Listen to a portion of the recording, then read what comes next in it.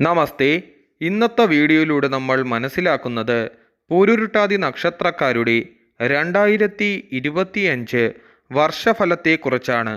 അതായത് 2025 ജനുവരി മാസം 1-ാം തീയതി മുതൽ 2025 ഡിസംബർ 31 വരെയുള്ള വർഷഫലത്തെക്കുറിച്ചാണ് ഈ വീഡിയോയിലൂടെ പറയുന്നത്.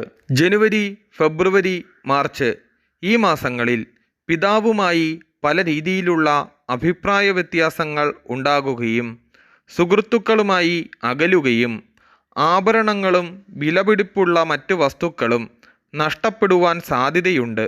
ജോലിയുമായി ബന്ധപ്പെട്ട തിരക്കുകൾക്കിടയിൽ ആരോഗ്യകാര്യത്തിലുള്ള ശ്രദ്ധ കുറയും. അനാവശ്യ ചിന്തകൾ ഒഴിവാക്കും.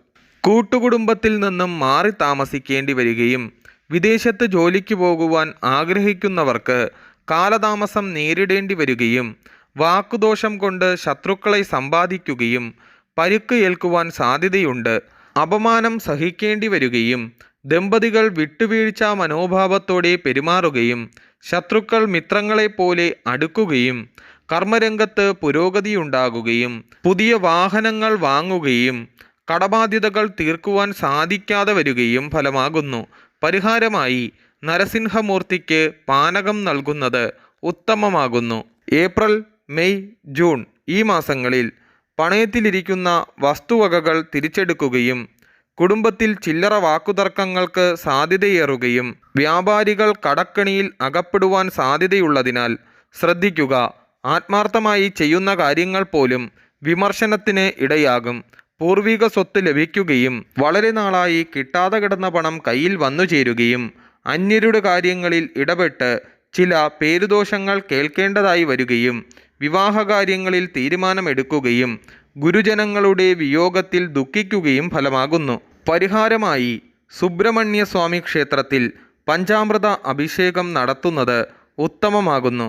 ജൂലൈ, ഓഗസ്റ്റ്, സെപ്റ്റംബർ ഈ മാസങ്ങളിൽ പ്രേമകാര്യങ്ങളിൽ പരാജയം നേരിടുകയും കർഷകർക്ക് ആദായം വർദ്ധിക്കുകയും ഭൂമി സംബന്ധമായ ഇടപാടുകളിൽ നഷ്ടം സംഭവിക്കുകയും വിദേശ ജോലിക്ക് ശ്രമിക്കുന്നവർക്ക് അനുകൂലമായ സമയവുമാകുന്നു. ആരോഗ്യം ശ്രദ്ധിക്കേണ്ടതാകുന്നു. കർമ്മരംഗത്ത് ഉയർച്ച അനുഭവപ്പെടുകയും രാഷ്ട്രീയക്കാർക്കെതിരെ ആരോപണങ്ങൾ ഉടലെടുക്കുകയും സഹോദരൻ്റെ വിവാഹത്തിന് മേൽനോട്ടം വഹിക്കുകയും സ്ത്രീകൾ മുഖേന ധാരാളം നേട്ടങ്ങൾ വന്നുചേരുകയും വിദ്യാർത്ഥികൾ അലസത പ്രകടിപ്പിക്കുകയും തൊഴിൽ സംബന്ധമായി ധാരാളം യാത്രകൾ വേണ്ടിവരികയും ഫലമാകുന്നു. പരിഹാരമായി ലളിതാ സഹസ്രനാമം നിത്യവും പാരായണം ചെയ്യുക. ഒക്ടോബർ, നവംബർ, ഡിസംബർ ഈ മാസങ്ങളിൽ പലവിധ പ്രശ്നങ്ങളും നേരിടേണ്ടതായി വരികയും ഔദ്യോഗിക ആവശ്യത്തിനായി യാത്രകൾ ആവശ്യമായി വരികയും പല കാര്യങ്ങളിലും തടസ്സം നേരിടുകയും വസ്തുവകകൾ അന്യാധീനപ്പെടാതെ സൂക്ഷിക്കുക.